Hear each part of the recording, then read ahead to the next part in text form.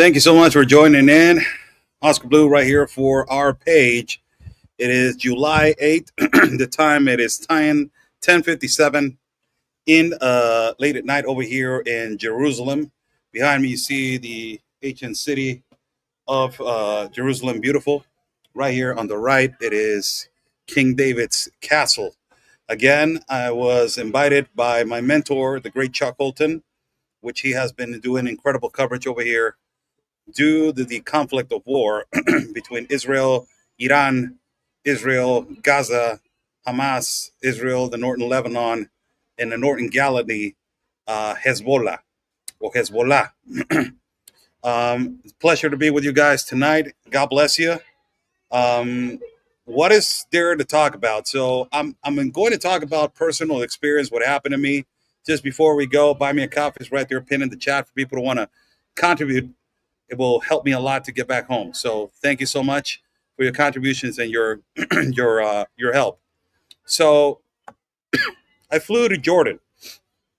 Why I flew to Jordan? Because when I first got the proposal to to the network and ultimately asked Chuck if I could come at that particular time, Tel Aviv was not accessible for flights.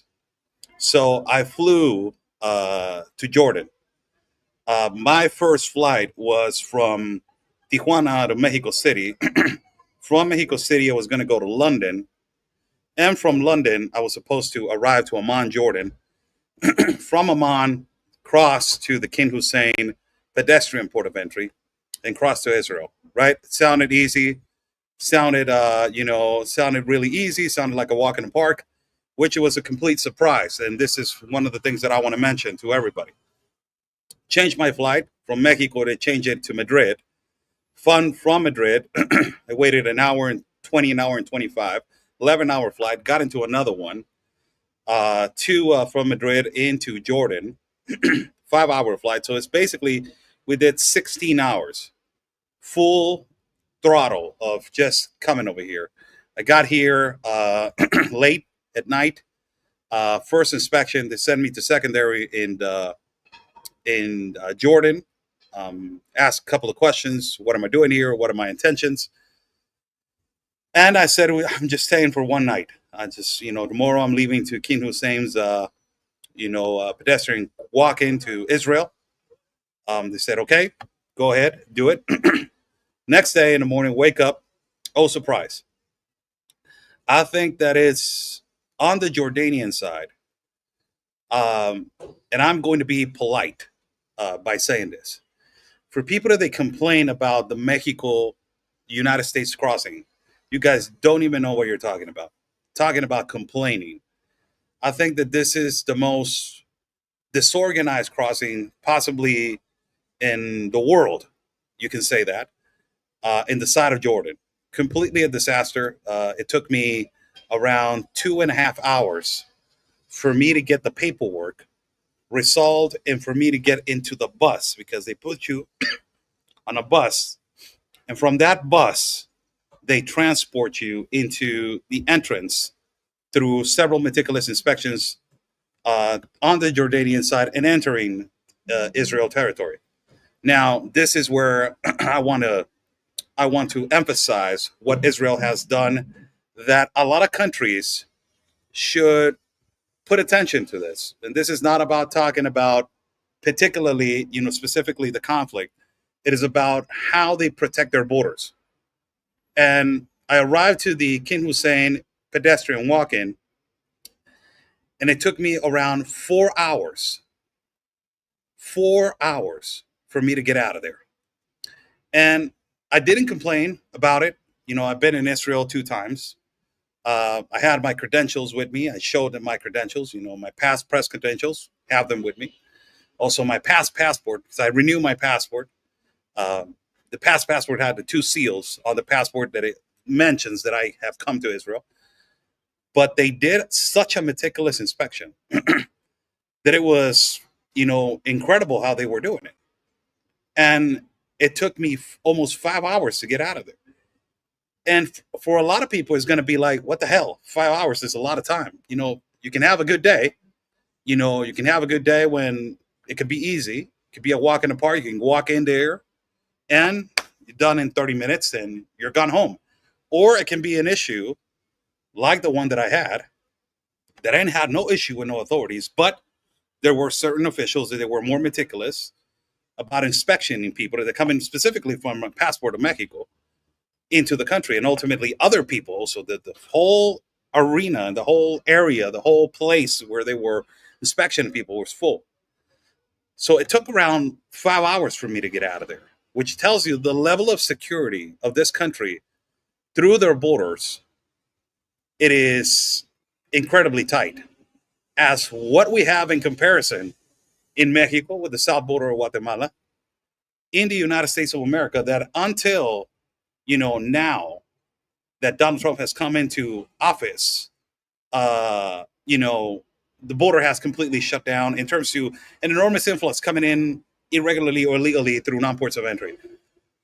Now, this, it tells you the level of security, how it has maximized into a level that I never seen it before. Because every time that I come into Israel, it has been through Tel Aviv, right? Land in Tel Aviv. And of course, before you board the plane, they put you through several inspections. An hour and 15 max, and you're in. But I came in through the Jordanian side, walking in. It's a headache. I will tell you. I think that the worst pedestrian crossing in terms to the Jordanian side and difficult, it is that one. Now, in terms to being extremely secure and protecting the border, it shows you how these people are. Excuse me, how these people are extremely being meticulous in inspecting people consistently. How they are inspecting their passport. Uh, it's just several machines, X-ray machines, so you got to go through. It's just incredible. But it was an experience that I wanted to talk to you guys about, because this is the problem that we have. And I came over here to show you guys the aftermath. I will talk about that, of the ballistic missiles that landed in Tel Aviv, and also how the people are reacting, and how the city of Jerusalem, or several parts of Israel, how they are reacting to this recent attacks and recent conflict between Israel and Iran. And still, there are parts that they're extremely agitated, and there are parts that they are extremely difficult, like in Gaza. They just sadly, hours ago, they just killed 5 IDF soldiers inside of Gaza. So it's still continuing. This, it can trickle in. This can just, it's like a ticking bomb. It's always a moment that it can explode in whatever moment. So arriving to here, I would like to just address this. The United States had the weakest border, uh, you know, in the planet. The United States of America had the weakest border, possibly in the planet. The weakest border under the Biden administration. It was the worst border in terms to security, in terms to who were they letting in, who they're not. And when I just came to this pedestrian port of entry through the part of Jordan into Israel, it completely shocked me. The level of security of the Israel authorities for you to let you in on the pedestrian pathway is extremely difficult. It is not easy. And if they see something that it is portraying to you, being familiarized to a particular entity, they will investigate you to the full effect. So this is, incredible. The level of security that I saw for me was an experience that I wanted to talk to you guys about. Now, got here late, exhausted, tired, and I wanted to just see how the city has reacted to this. How Jerusalem, Israel, how they have reacted to this. Still in the line of Gaza, there's conflict. Like I just said, there was a. Let me get the name right. Let me get the name correct. There was an armored personnel carrier, an armed personnel carrier, an APC, not too long ago, weeks ago, that in Gaza they had the hatch open, and they threw some kind of explosive in there. a an individual from the side of Gaza, and basically killed instantly seven IDF soldiers. Now today, just hours ago, again there was another attack, killed five IDF soldiers. Still, these conflicts, they're agitated areas, and they're always going to be, agitated areas. So the ceasefire agreement, let's see what happens. They're speculating that this week something will happen over here. By the way, that I can tell you, we're gonna go to the places where the ballistic missiles that enter from Iran landed on Tel Aviv, and we're going to show you that.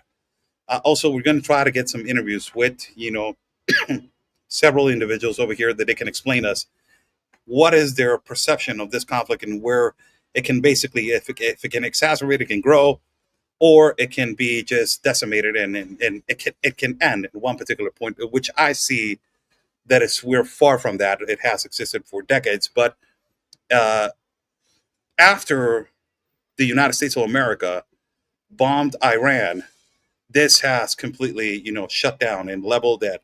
A lot of people never thought that it was going to be shut down. Which I can tell you, my experience, what I have seen right now, until now, you see the city right here, you see traffic, and the city's going back to normal. People are leaving their lives. It looks like on the Israel side, it looks like the missiles that struck Tel Aviv, didn't hurt them as much as what's happening in Gaza. That is completely different scenario, a completely different, circumstance. What I want to touch on, it is something that, I want to make an emphasis for people to understand how we are living in almost similar situations. But I need you to understand the level of danger that the United States has on their front door. In the conflict between Iran and Israel, there was a number of people that passed, they died due to these, going back and forth with these attacks. On the side of Israel, there was a total death between 28, I believe so. People passed away and died. On the side of Iran, they're talking about 900, possibly. That's what they were saying, around that. It's not my birthday. Somebody's saying happy birthday. No, it's not my birthday today. I don't. My birthday is till January, so don't try to make me that old. It's July. So I want to emphasize on one story. Look how bad the governments of Latin America are in comparison to what is happening over here in this conflict. More than 1,200 missiles were shot from Iran into Israel in the month of July, which some of them they hit. And only 28 casualties. And on the side of Iran, there were missiles being shot also directly to targets, and more than 900 casualties. My comparison goes to here. Do you guys know how many casualties were in the month alone with the cartel activity in Mexico? On the month of June alone, with only the cartel activity, 1,968 people were assassinated. Not only that, people were being assassinated, but homicides due to cartel activity and violence and insecurity. So it tells you the level of comparison of violence, that is the other war that barely international media is putting attention to. And it is on the front door of the United States of America. On the front door in the United States. It means that in Israel, you're much safer from receiving more than 1,200 missiles than in Mexico, actually, the activity with the cartel and the violence and the actual death toll of the level of cartel activity and assassinations.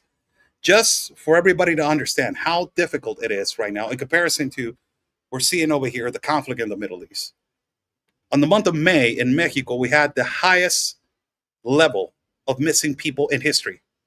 There has never been so many missing people on the month of May in history.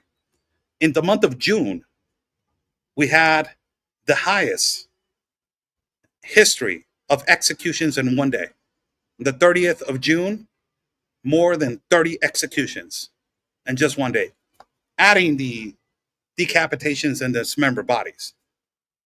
It's just incredible the contrast and the complexity of this over here and that over there, which, over here is a war with ballistic missiles, ground to ground missiles, rockets, rocket launchers, and explosives, and, you know, a suicide, individuals that they're wearing a bomb vest. And it's a different scenario, but it tells you the level of evil in Mexico with the cartel and the situation with the cartel. That, a lot of the progressive mercenary activist liberals, which they use their language barrier of defense of your conspiracy theories, you're creating hysteria, fearmonger, white nationalists, sensationalists, alarmists, xenophobic, transphobic, homophobic, chronophobic, fatphobic, racist, fascist, narcissist, all this, language that it goes to the trash. It basically tells you the level of understanding of what we're living in countries like that and what they're living over here in Israel.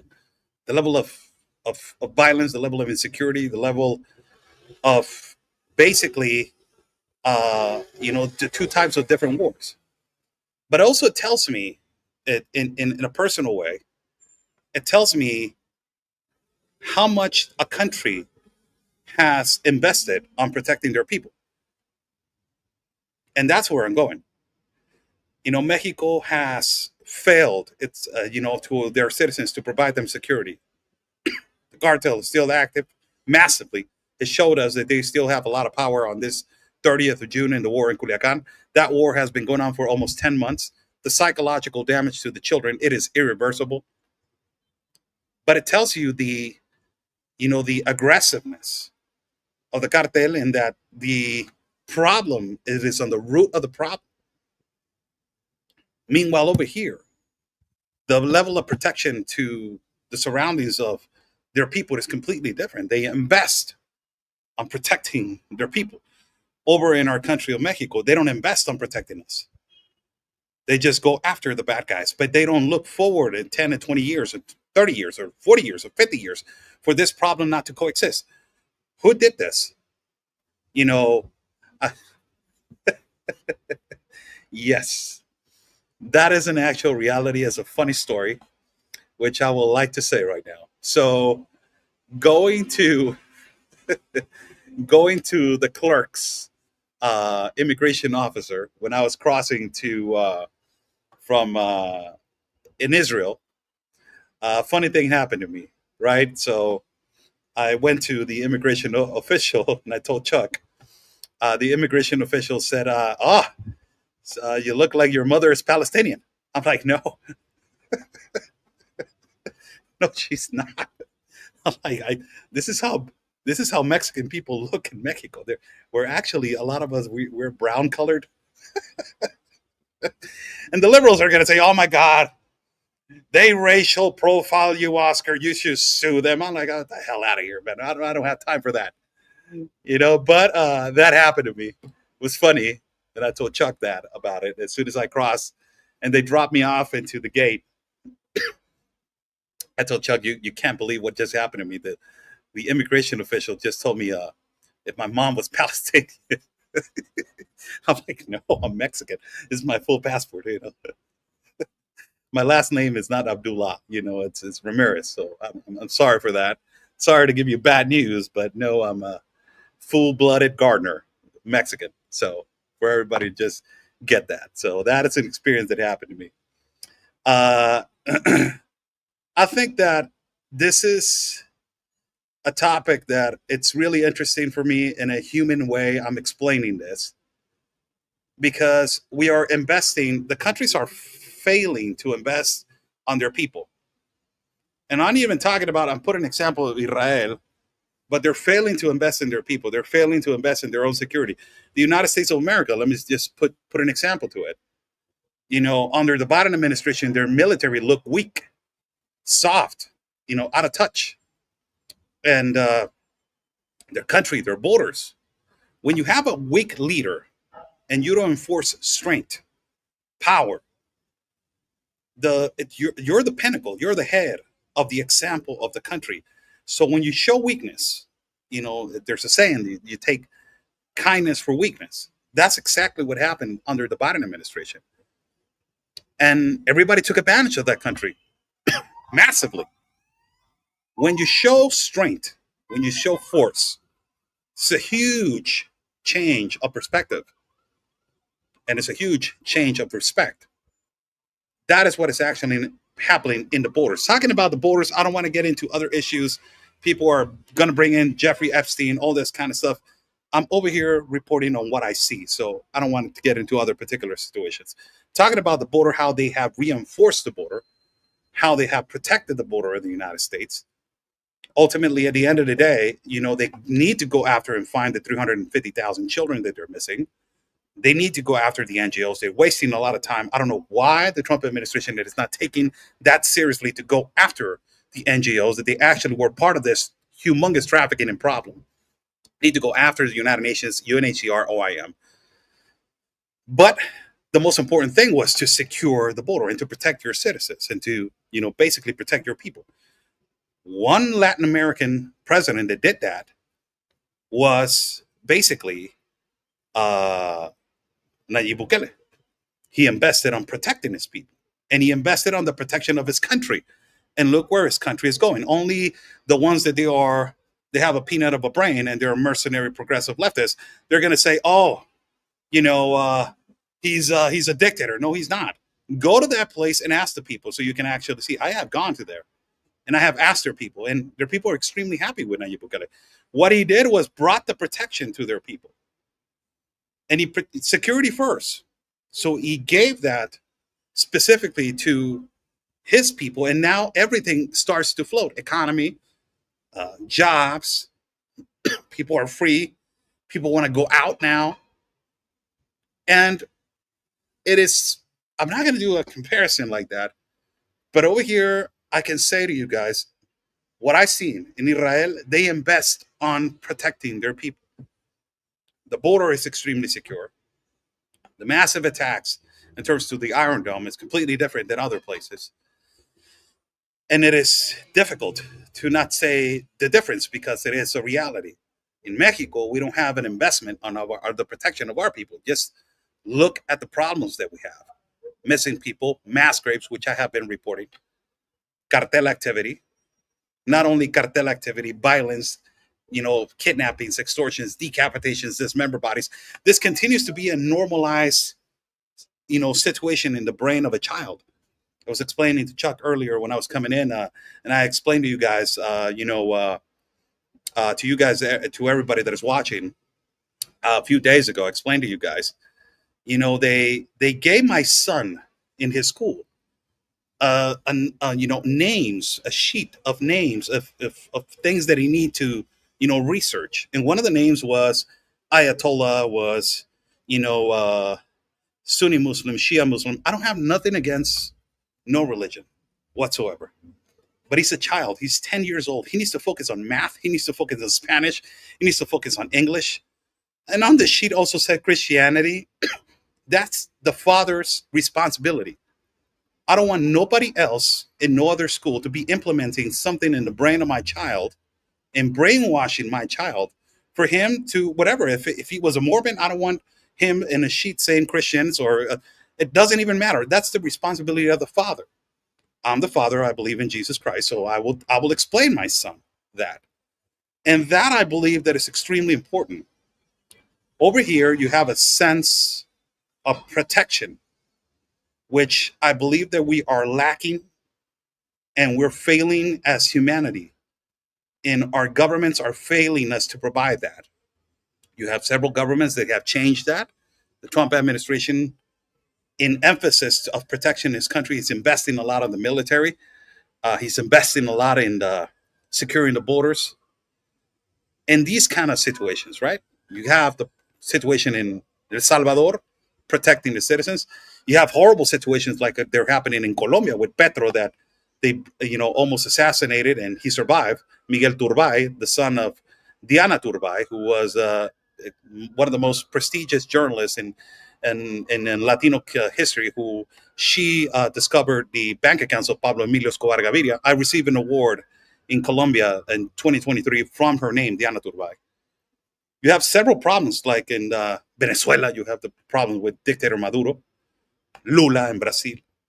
These countries we're failing to provide security for our people. And this is why migrating starts happening, right? Over here, you don't see that. And this is the comparison. It makes me understand. Yeah, a lot of people are going to say, hey, Oscar, the Zionist and the words, always the words. I want you to focus on, the situations of protection to their citizens. And I believe that we are failing as a society to do that, to protect our own countries, to protect our own borders, not to shut down the border on anybody. No, everybody can migrate correctly, legally documented. And we need to explain to people how to do that. It is our responsibility now as society to teach people how to do things correctly, because in their country, they never did it. So a lot of people are going to say, it's not my responsibility, Oscar. I don't want to do it. Well, the government should do it, so you can prevent casualties, so you can prevent trafficking, so you can prevent, other situations which they're later on are going to affect your vote. That's educating, and being a leader. And the United States of America is the greatest leader of the world, and it showed the power. And I don't want to pick sides, but at this point in juncture, it showed the power. A couple of weeks ago, it showed it. Just 3 weeks ago, there were a rain of missiles coming in here through this particular area, and now it's not. The current situation right here, as I just arrived. I'm a little tired, I'm exhausted, but we went to eat right now. I ate some falafel. Earlier today. That's my favorite food over here. With kus, I think it's kumus. I don't know how to say it. It's just incredible food. We have really important interviews lined up for you guys during the week. I'm going to visit some places. I ride where Chuck tells me. We're going this, we're going there. So I go where he tells me, but I ask him as a favor if we can go to the places that they have been struck by the ballistic missiles, which I believe that is important for us to show. And we're going to show you that, do stories from there, and do our normal daily day lives from the, Jerusalem, from here, from Israel. I believe strongly that the comparison that I just made, I think that is extremely important for everybody to understand how difficult, some countries, and this country, it is, in these countries like the United States, they have a neighbor like Mexico, my country of Mexico. We have a humongous problem. There's the cartel. Also, let's say the offer and the demand. The United States is the number one buyer. We understand that, but we have to eradicate the problem. And the problem needs to be eradicated. And the evil people are located in cartels and corrupt government politicians. We need to protect our countries. And when you come to a country, when I went to El Salvador, let me just give you an example. When I went to El Salvador and I sat down and I interviewed the Minister of Security, Villatoro, which I think that is the most strongest man, possibly more stronger than Bukele. I almost, it made me emotional, because we have been waiting for those people for since we were born.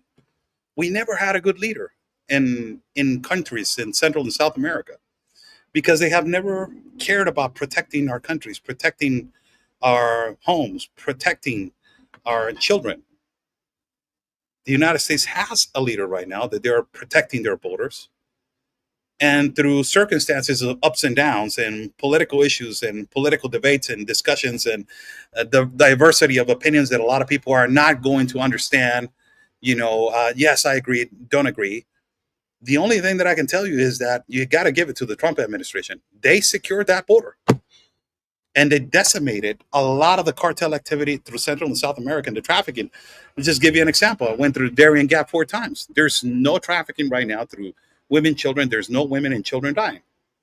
Comparison to Israel right now, security measures are on a maximum right now, but the level of security to their people, it is they invest on their people. They invest on the protection of their people, which it tells you that security of the people is always first. And it is sad to say that, you know, when you have a weak leader, when you have a weak government, and it doesn't, majority of the times when you have a weak leader, it's these leftists, progressive, woke, want to be trans friendly to everybody presidents. When you have these kind of people, you always have political situations which they are going to fail. All policies, majority are going to fail. And that has been evident to the course of time.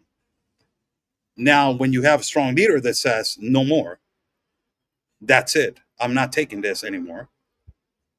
Yeah. Good night, Chuck.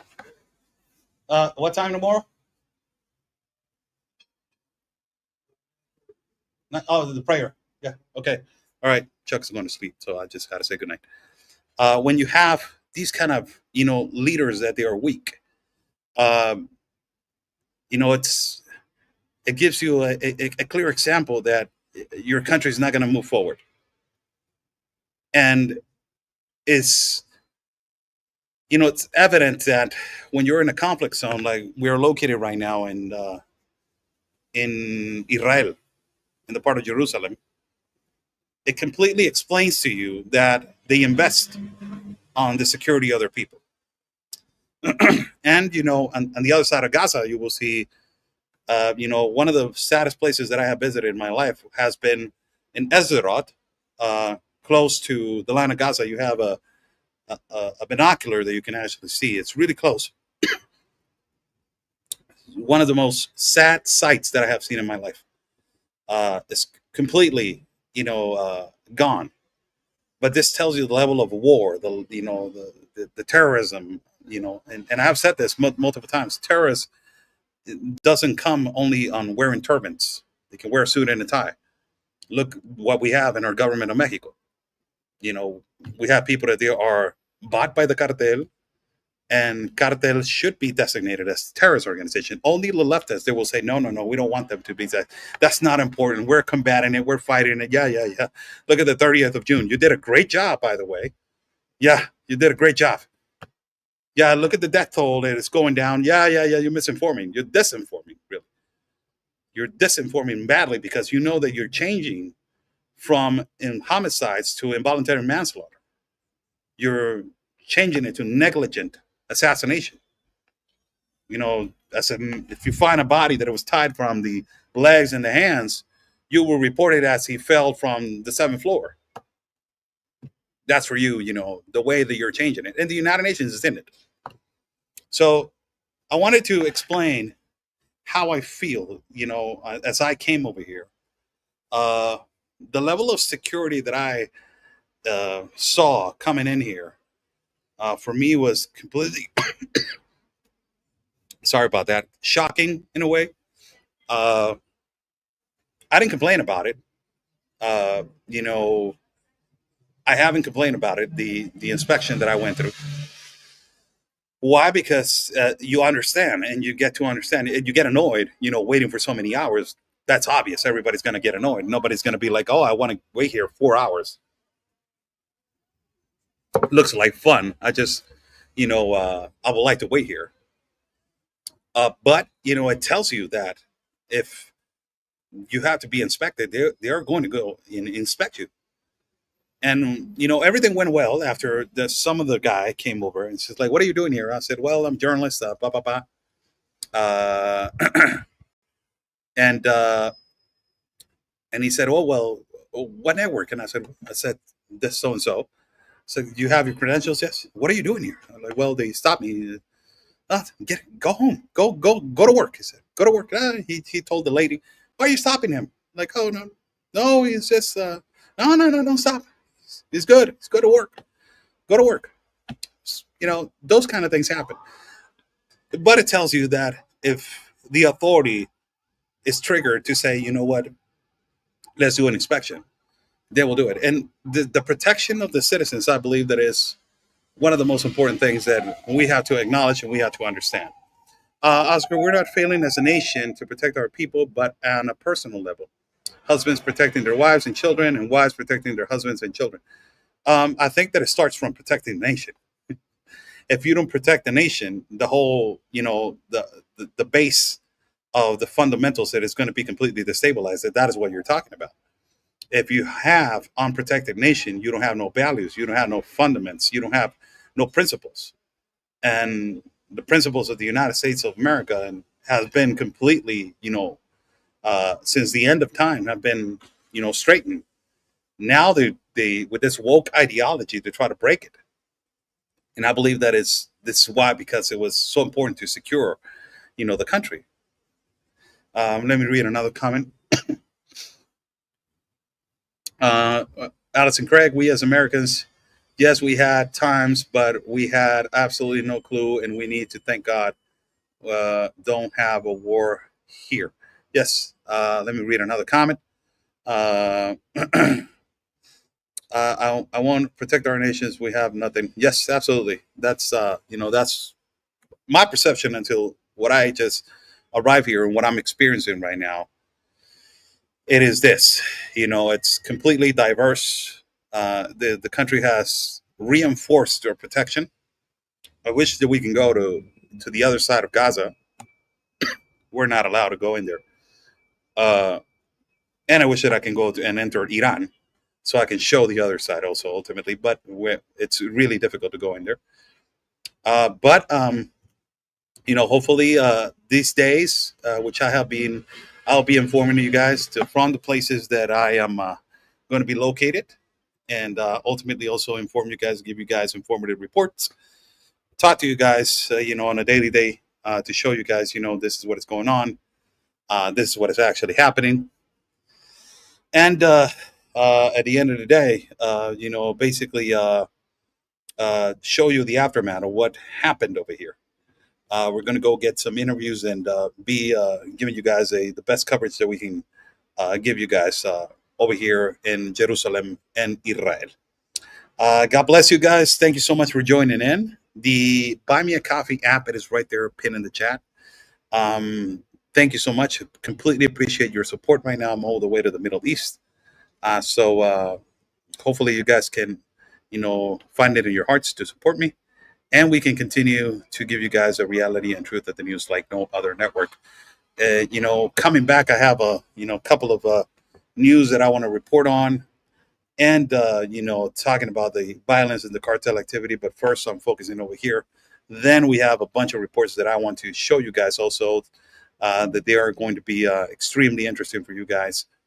Focusing on also cartel tunnels and all these kind of situations, which I think that is extremely interesting for you to get this information, also to get it out, and how difficult it is for us that we live in Mexico to continue to report on this. It is not easy. It is extremely difficult. It is hard, and it's extremely dangerous. It is not easy to just pick up the phone and say like, "Oh, I'm here reporting on this smuggling situation or this cartel situation in our country." We are live from the beautiful Jerusalem. Let me get out of the camera so you guys can see here a little bit.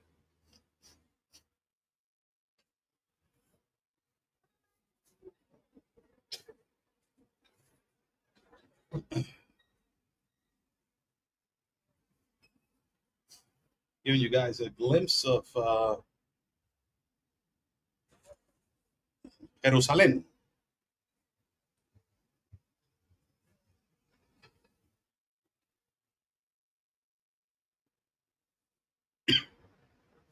Like 3 weeks ago, we had there was sounding the alarm consistently over here, and it was a whole different scenario.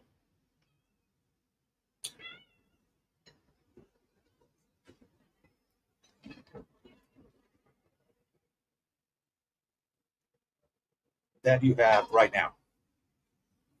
So Some comment: Israel is cursed by all the blood spilled. God will not step foot there now. Uh, God bless you. You know, opinions are every opinion it is respected as long as they don't disrespect. Thanks, Oscar. Thank for getting you safe to Israel. Stay safe. We need to keep reporting what's going on whenever you might be. God bless you and protect you. Thank you. No beeper guy for Oscar. No, no, I don't got the beeper guy. No, Chuck gets the beeper guy, man. He's always getting the beeper guy. And apparently, the guy stays. He likes to do it exactly at the time that he's doing his lives. That's just amazing. Like it's just, I'm just gonna annoy that guy on the eighth floor. But it's I don't got a beeper guy. Yeah, it's silent right now. It's calm, and also it's late. It's not as your normal average typical hours over here. It's 11:38. We got several hits right now. I want to say thank you to Mr. Bill. Thank you so much. And also to Samantha, thank you so much. Let me go to the coffees and thank people right here. Let me just go to the app and say thank you. Also to Buy Me a Coffee supporters and also to Buy Me a Coffee members. I'm going to do audios specifically for you guys over there and post photos specifically for you guys. So if you want to become a member and a supporter, you can go over there and I will read about it. Mexico City rioters are trying to expel American gentrification in businesses. How will this affect the economy and the cartels? It will not affect the economy. It is not going to affect the economy. We have, and we have to say the reality. And a lot of people are not going to like this, but I got to say it. We have more than 2 million illegal Americans in our country. They don't have a visa. They don't have a passport. They're not regular. And we cannot justify this by saying, oh, they bring economy. We have to say the reality. On the other hand, the unauthorized immigrants, the illegal immigrants, let me say it in correct language, they have provided billions of dollars per year of unauthorized income tax that is called the ghost tax. This is billions of dollars out of the cheap man labor. People, cheap man labor, going to Walmart, putting gasoline, all this kind of stuff. Billions of dollars. In comparison to 2 million illegal, United States citizens that there are in Mexico. We're not talking about a whole bunch, but we're talking about that. It is affecting in a way how why people are complaining about it. The most beautiful places in our country of Mexico, the majority, they are unaffordable for the average Mexican because it doesn't pay that much the salary, and it has changed into the currency of dollars. So now to pay rent in some of these places, it is extremely expensive for the average Mexican, and it's only affordable for people that they hold dollars. So they are complaining about that, and they have their own right to complain about it. Why not? But it's exactly like unauthorized immigrants in the United States of America. They make billions of dollars. Let me just read. I have the actual stat right here, so we don't give out misinformation for people to. Is Mexico communist? No, no, we're not. We have a socialist president, which she has socialist tendencies, and she's trying to create a socialist state. But we are not communists. For to go to communism, you have to do steps, and one of the steps is first socialism, the 10 steps of socialism, and then you convert to communism. Let, let me just this is the let me just read. Undocumented, unauthorized immigrants in the U.S. pay substantial amount in federal tax annually. This is guys can look it up, Google it. Go and do your research. Don't believe me, just do your research. Estimated annual federal tax contributions $59.4 billion paid to the federal government in 2022, spanning income, payroll, and other federal taxes. 96.7 billion total in federal, state, local taxes. Of that, 37.3 billion went to the state and local governments. Recent estimates for 2023 $66 billion paid in federal income and payroll taxes by unauthorized immigrants in 2023. Of that, about 43 billion were payroll taxes and 22 billion were income taxes. Another source estimates 55.8 billion at the federal level in 2023. Um, so, so much money, unauthorized individuals. That's why when you say you're going to do a mass deportation, everybody says we want to get everybody out, but it's they say we want to get a several amount of millions of people getting out, but you're not gonna, you know, release or deport every single one of them because it will substantially affect in some way the economy. It is not good to rely on this, of course not, because you're relying on cheap man labor and it is illegal. But also, I believe that not only we're touching on this subject, I don't. I actually believe. mm, I actually believe in the most important thing that, my God, what a horrible comment right here. Um, I actually believe in the most, I think the most important way that I actually believe this is that, I'm sorry, my throat, I have a little bit sick. Um, what I actually believe on this situation, it is the contributor, the guy that gives the job, the guy that hires the undocumented individual. It is the guy that is not getting punished, and it is the guy that is not being, basically, in a way, held accountable.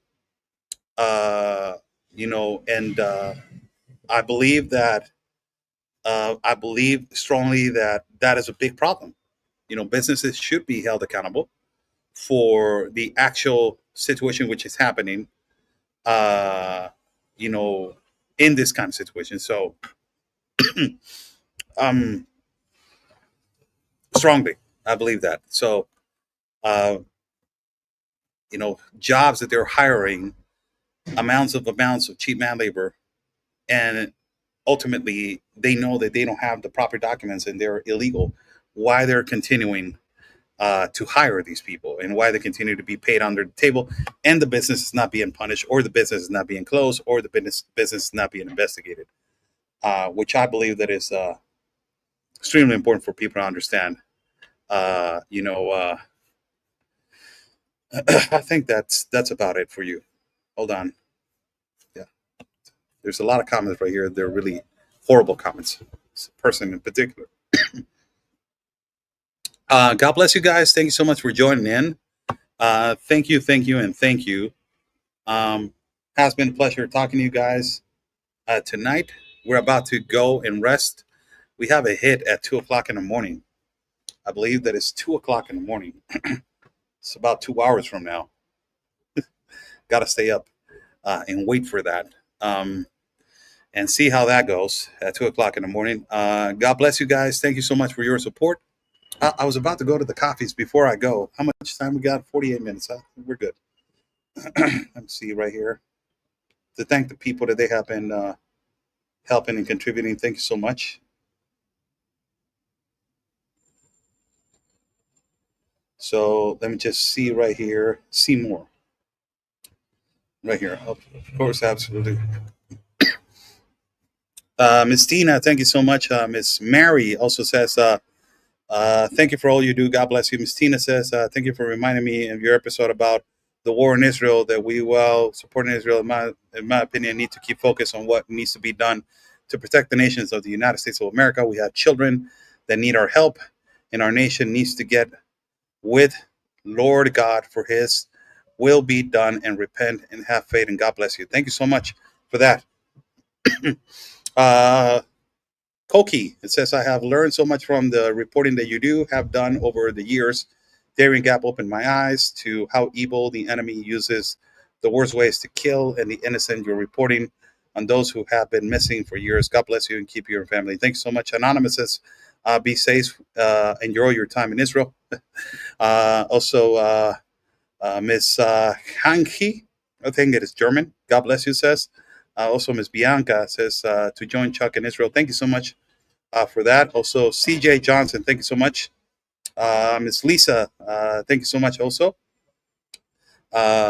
Miss Loop says, thank you for providing the truth, real facts. Your live reports keep bringing to the light what's the pathological liar club propaganda media. Yes, conveniently fails to support. Thank you so much, Miss Kim. Thank you so much. God bless you, Miss Kim. Kathy Israel Tripton says, thank you so much. Thank you, Anonymous says, God's kingdom and my mission. Thank you so much. Also, Miss Maddie, thank you so much. This hi Oscar. This is to for you to in Israel. Thank you so much.